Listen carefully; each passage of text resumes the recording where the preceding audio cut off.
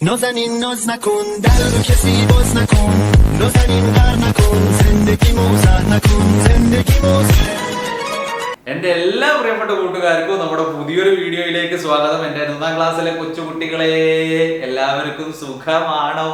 പരീക്ഷയൊക്കെ എഴുതി നിങ്ങള് വളരെയധികം വിഷമിച്ചിരിക്കുകയാണോ? ആണോ? അല്ലല്ലോ, വളരെ സിമ്പിൾ ആ ചോദ്യങ്ങൾ എന്നൊക്കെയാ ഞാൻ കേട്ടത്. അങ്ങനെയല്ലേ?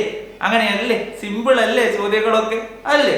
അതെ അല്ലേ, സിമ്പിൾ ചോദ്യങ്ങളാ അല്ലേ? ചോദ്യങ്ങൾ സിമ്പിളാ, ഉത്തരങ്ങളും അതിലേറെ സിമ്പിളാണ്. എല്ലാവർക്കും എഴുതാൻ പറ്റുന്ന രീതിയിലുള്ള ചോദ്യങ്ങളാണ്. പഠിക്കണം. നമ്മൾ പഠിച്ചാൽ മാത്രമേ നമുക്ക് എഴുതാൻ പറ്റൂ എന്ന് നമുക്കറിയാലോ, എല്ലാവർക്കും അറിയാലോ. ഓക്കെ, അങ്ങനെയാണെങ്കിൽ നാളത്തെ 1ാം ക്ലാസ്സിലെ ഉദ്ഗ്രഥ ഇന്റഗ്രേഷൻ 3-ല് എന്തൊക്കെയാ വരിക എന്നുള്ളത് നമുക്കൊന്ന് നോക്കിയാലോ? നിങ്ങൾ റെഡിയാണോ? എല്ലാവരും റെഡിയല്ലേ? അങ്ങനെയാണ് എന്റെ കൂടെ കൂടിക്കോ, നമുക്ക് നോക്കാം. ഓക്കെ, അപ്പൊ ഇവിടെ സാർ ഒരു ക്വസ്റ്റ്യൻ പേപ്പർ ഇവിടെ ഇടാം, ഇവിടെ അങ്ങോട്ട് ഇടാം. നിങ്ങൾ അത് നന്നായിട്ട് നോക്കുക.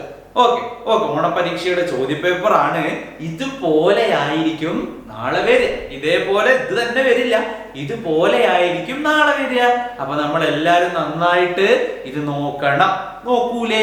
പാണ്ട ആൻഡ് സർ എന്ന് പറയുന്ന പുതിയൊരു പദ്ധതി നമ്മൾ തുടങ്ങിയിട്ടുണ്ട്. അറബിയിലുള്ള അക്ഷരങ്ങളെല്ലാം നിങ്ങൾ പഠിച്ചിരിക്കും. ഞാൻ മാത്രമല്ല, എൻ്റെ കൂടെ ഒരു പാണ്ടയും കൂടി ഉണ്ടാവും നിങ്ങളെ പഠിപ്പിക്കാൻ വേണ്ടിയിട്ട്. അപ്പൊ നിങ്ങൾ എന്ത് ചെയ്യുക, ഇവിടെ ഞാൻ നമ്പർ കൊടുക്കുക, നമ്പറിലേക്ക് മെസ്സേജ് അയക്കുക, അല്ലെങ്കിൽ താഴെ ഡിസ്ക്രിപ്ഷൻ ബോക്സിൽ അതിന്റെ ലിങ്ക്, വാട്സപ്പ് ലിങ്ക് ഉണ്ട് ഗ്രൂപ്പിന്റെ, അതിൽ ജോയിൻ ചെയ്താൽ അപ്പൊ ഗ്രൂപ്പുകളിൽ നിങ്ങൾ കയറിയാൽ നിങ്ങൾക്ക് എന്ത് ചെയ്യാം, ആ വീഡിയോസ് മുടങ്ങാതെ നിങ്ങൾക്ക് കിട്ടും. ഓക്കെ, ഇനി ഗ്രൂപ്പിൽ ചേരാൻ ബുദ്ധിമുട്ടുള്ളവർ എന്ത് ചെയ്താൽ മതി, ഇവിടെ കാണുന്ന ആ ഒരു ലിങ്കിൽ മെസ്സേജ് അയച്ചാൽ, ആ നമ്പറിൽ മെസ്സേജ് അയച്ചാൽ മതി. നിങ്ങൾക്ക് ബ്രോഡ്കാസ്റ്റ് വഴി പേഴ്സണലായിട്ട് ക്ലാസ്സുകൾ അയച്ചു തരും. ഓക്കെ, അപ്പൊ കുട്ടികൾക്ക് വേണ്ടിയിട്ട് അക്ഷരം ഉറപ്പിക്കാൻ വേണ്ടിയിട്ട് ഉള്ള ഒരു പദ്ധതിയാണ്. നമുക്ക് കളിച്ച് ചിരിച്ച് പാണ്ഡേ നമുക്ക് എല്ലാവരും കൂടെ കളിച്ച് ചിരിച്ച് അടിച്ച് പൊളിച്ച് അറബിയിൽ അക്ഷരങ്ങൾ എല്ലാം അങ്ങോട്ട് പഠിക്കാം. റെഡിയല്ലേ? നിങ്ങൾ റെഡിയല്ലേ? അപ്പൊ എല്ലാവരും ജോയിൻ ചെയ്യാം. Okay, ready? മുമ്പ് ഒരുപാട് അക്ഷരങ്ങൾ എടുത്തിട്ടുണ്ട്, അതൊക്കെ ക്ലാസ്സുകളൊക്കെ നമ്മുടെ ചാനലിലുണ്ട്. Okay, ready? പഠിക്കൂലേ? പഠിക്കും. ഓക്കെ, അങ്ങനെയാണ് നോക്കാം. അപ്പൊ ഇവിടെ നോക്കൂ, വർക്ക്ഷീറ്റ് 9 വീട്ടുജോലികൾക്ക് നിറം നൽകൂ എന്നാണ്. പാരന്റ്സ് പ്രത്യേകം ശ്രദ്ധിക്കുക. ഈ ഉദ്ഗ്രഥിതം 1, 2, 3 3 ദിവസങ്ങളിലായിട്ടാണ് നടക്കുന്നത്. മലയാളത്തിൽ നിന്നാണ് മലയാളവും EVS വരുന്നത്. അതുപോലെ തന്നെ മാത്സ് വേറെ തന്നെയാണ്, സെപ്പറേറ്റ് ആണ്. ഓക്കെ, ഈ മാത്സ് ഇംഗ്ലീഷ് മീഡിയം കുട്ടിക്ക് ഇംഗ്ലീഷിലായിരിക്കും, മലയാളം മീഡിയം കുട്ടിക്ക് മലയാളത്തിലായിരിക്കും മാത്സ്. അത്രേ ഉള്ളൂ. മറ്റേതൊക്കെ മലയാളത്തിലായിരിക്കും ഉണ്ടാവുക. അപ്പൊ ഒരു തുടർച്ചയാണ്.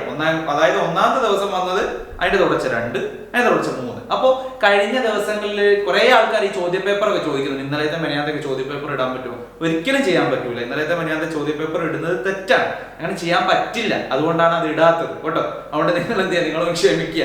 അത് ഇടാൻ പറ്റാത്തതുകൊണ്ടാണ് ഇടാത്തത്.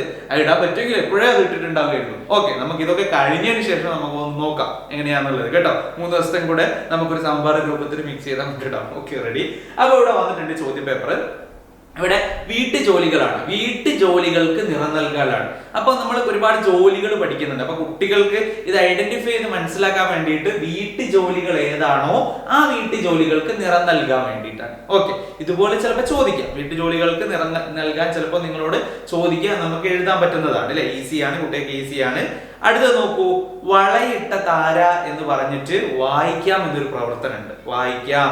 ഓക്കെ, സമ്മാനം തന്നു, പലതരം വളകൾ, പച്ചവള, നീലവള, വള പല നിറം, വള പലതരം, താര വളയിട്ടു എന്ന് പറഞ്ഞുകൊണ്ടുള്ള ഒരു പ്രവർത്തനമാണ്. അത് നോക്കൂ, ഉത്തരം കണ്ടെത്തി എഴുതൂ. അച്ഛൻ നൽകിയ സമ്മാനം എന്ത്? അച്ഛൻ നൽകിയ സമ്മാനം എന്താണ്? വളകളുടെ നിറം ഏതൊക്കെ? ഓക്കെ, സമ്മാനം തന്നു, പലതരം വളകൾ അല്ലെ? അച്ഛൻ തന്ന സമ്മാനം എന്ത്? വളകളാണ് അല്ലെ? വളകളുടെ നിറങ്ങൾ ഏതൊക്കെ? പച്ചവള, നീലവള അല്ലെ? പച്ച, നീല. അതുപോലെ ചിത്രം നോക്കി വാക്യം എഴുതാനാണ്. താര വളയിട്ട് നിൽക്കുകയാണ് അല്ലെ? അപ്പൊ താര വളയിട്ടു എന്ന് എഴുതാൻ വേണ്ടിയിട്ടാണ് അവിടെ വന്നിരിക്കുന്നത്. അടുത്ത പ്രവർത്തനം നോക്കൂ, താരയുടെ ചിത്രം എന്ന് പറഞ്ഞിട്ട് ചിത്രത്തിന്റെ നമ്പർ നോക്കി പേര് എഴുതാൻ വേണ്ടിയിട്ടാണ്. അതായത് അവിടെ ഒരുപാട് ആളുകളുടെ ചിത്രം കൊടുത്തിട്ടുണ്ട്. ആ ചിത്രത്തിലുള്ള ആളുകൾ നമ്പർ 1 അതാരാണ്? പന. നമ്പർ 2 വാഴ. നമ്പർ 3 ആമ്പൽ അല്ലെ. നമ്പർ 4 തവള. നമ്പർ 5 പറവ. ഇതൊക്കെ നമ്മൾ പഠിക്കുന്നതാണ്. ഞാൻ കഴിഞ്ഞ ഇമ്പോർട്ടന്റ് ആയിട്ട് മലയാളത്തിൽ എന്തൊക്കെയാ വരിക എന്ന് പറഞ്ഞതിൽ ആ ചെങ്ങാതി തത്തയിൽ വരുന്ന അക്ഷരങ്ങളൊക്കെ എന്തായാലും ഉണ്ടാവും. ആ അക്ഷരങ്ങൾ ഉപയോഗിച്ച് ഉണ്ടാക്കുന്ന വാക്കുകളും ചോദിക്കാം. അപ്പൊ ഇതൊക്കെ കുട്ടികൾക്ക് അറിഞ്ഞിരിക്കണം, ഇത് ചോദിക്കുന്നതാണ്. ഓക്കെ. അതിനുശേഷം നോക്കൂ, ദോശയും പഴവും എണ്ണി എഴുതൂ. അച്ഛൻ, അമ്മ. ദോശ എത്ര എണ്ണം ഉണ്ട് അച്ഛന്? 1 2 3 4. 4 ആണ് അല്ലെ, 4. ഇനി വാഴപ്പഴം എത്ര ഉണ്ട്? ബനാന എത്രയാണുള്ളത്? 2. അമ്മയ്ക്കാണെങ്കിലോ? അമ്മയ്ക്ക് 2 ദോശ. 1 2. വാഴപ്പഴമോ? 3. 1 2 3.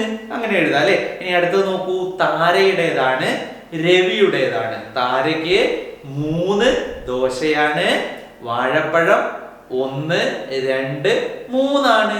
ഇനി രവിയുടേത് നോക്കൂ, രവിക്ക് ദോശ എത്രയാണ്? 4 ആണ്. 1 2 3 4 ദോശ. വാഴപ്പഴം ബനാന എത്രയാണ്? 1 ആണ് അല്ലെ. 4 ദോശയും 1 ബനാനയുമാണ്. അടുത്തത്, തുല്യ എണ്ണം ദോശ ലഭിച്ചത് ആർക്കൊക്കെ? തുല്യ എണ്ണം ദോശ ലഭിച്ചത് ആർക്കൊക്കെ എന്നാണ്? രവി, അച്ഛൻ. രണ്ടാൾക്കും 4 വീതം ദോശകളാണ് കിട്ടിയത് അല്ലേ? അതെ.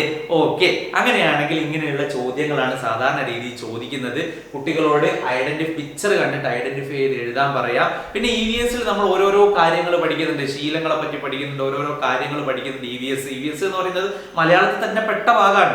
ഞാൻ പറഞ്ഞിട്ടുണ്ട് കഴിഞ്ഞ വീഡിയോയിൽ. ഇത് കാണാത്തവർക്ക് താഴെ പോയാൽ മലയാളത്തിൽ എന്തൊക്കെ വരാം എന്നൊക്കെ പറഞ്ഞൊരു വീഡിയോ ഞാൻ ചെയ്തിട്ടുണ്ട്. നോക്കിക്കഴിഞ്ഞാൽ അത് നിങ്ങൾക്ക് മനസ്സിലാവും. അതൊന്ന് വരും. അതൊരു മാത്സിന് ചിലപ്പോൾ നിങ്ങളോട് കൂട്ടി എഴുതാനും കുറച്ച് എഴുതാനും അങ്ങനെ ഓരോ പാറ്റേണുകൾ അതിലുള്ള മാത്സിലുള്ള കാര്യങ്ങളൊക്കെ വരും. ഈ 2-3 ദിവസങ്ങളിൽ വരാത്ത കാര്യങ്ങൾ.